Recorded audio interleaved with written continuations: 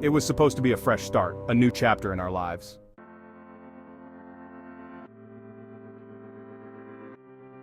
Emily and I had found the perfect apartment. A spacious one-bedroom with hardwood floors, large windows that let in plenty of light, and a quaint little balcony overlooking the city. We moved in with excitement, ready to build our life together in this new space. The first few days were blissful. We spent our evenings unpacking, arranging furniture, and planning how we would decorate our new home. It felt like the beginning of a beautiful journey.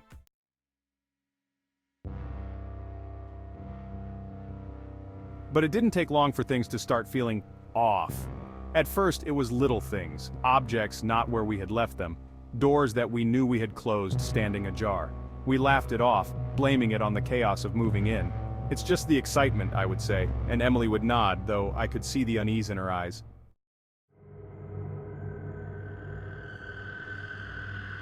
One night, as I lay in bed, I felt a cold breath on my neck, followed by a whisper. The words were unintelligible, but the malice was clear.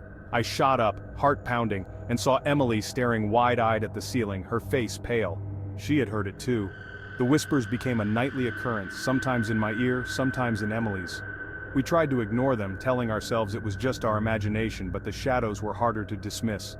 Dark, formless figures that would dart across the room, disappearing as quickly as they appeared.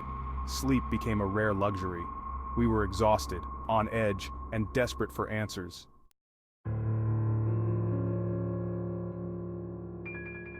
One evening, Emily found an old notebook hidden in the back of a kitchen cabinet. Its pages were filled with strange symbols and writings in a language neither of us recognized. At the end of the notebook, in shaky handwriting, was a name, Jeremy. Determined to uncover the truth, we started asking around. Our neighbor, an elderly woman named Mrs. Thompson, was reluctant to speak at first but eventually relented. She told us about Jeremy, the previous tenant, a quiet, reclusive man who had moved out abruptly 6 months prior. Rumor had it that he was involved in some dark practices. We took the notebook to a local occult bookstore, hoping for some answers. The owner, a gaunt man with piercing eyes, examined it carefully. His expression grew grim as he explained that the symbols were part of an ancient ritual meant to summon a demonic entity. Jeremy, it seemed, had been successful in his attempt.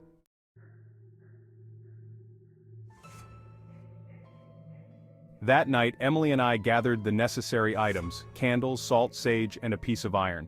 We followed the instructions meticulously, drawing protective symbols on the walls and chanting the words we had been given.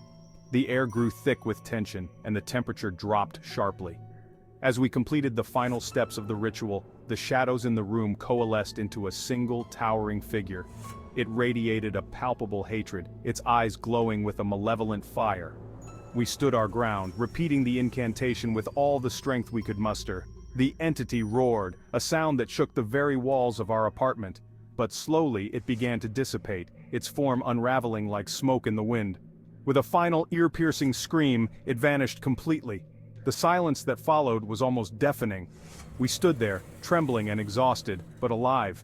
The apartment felt different, lighter somehow, as if a great weight had been lifted.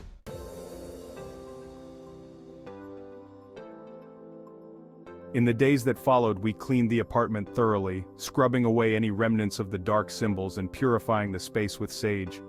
The whispers and shadows were gone, but the memory of those harrowing weeks would stay with us forever. Emily and I grew closer through the ordeal, our bond strengthened by the terror we had faced together. We learned to appreciate the little things, the moments of peace and happiness that we had taken for granted before. Our apartment, once a place of fear and darkness, became a home filled with light and love. We began to rebuild our lives, welcoming friends and family into our space, sharing laughter and creating new memories.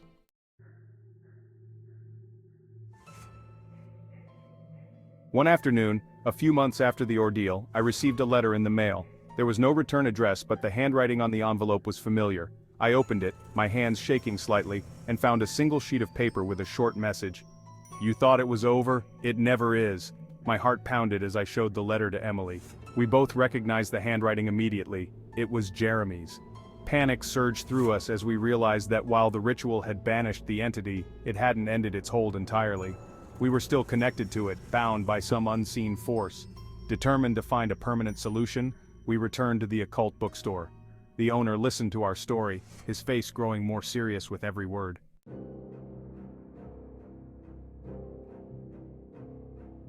Finally, the night arrived.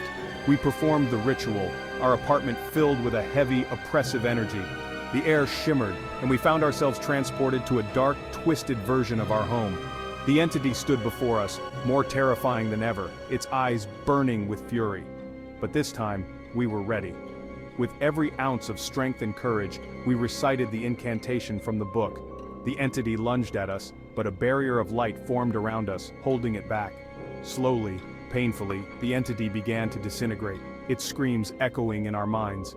As it vanished, the dark realm around us crumbled, and we were pulled back into our apartment. Exhausted and bruised, we collapsed onto the floor.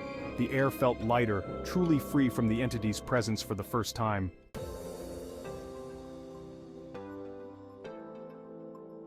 Emily and I moved out soon after, finding a new home where we could start afresh. The ordeal had left its mark on us, but it had also made us stronger.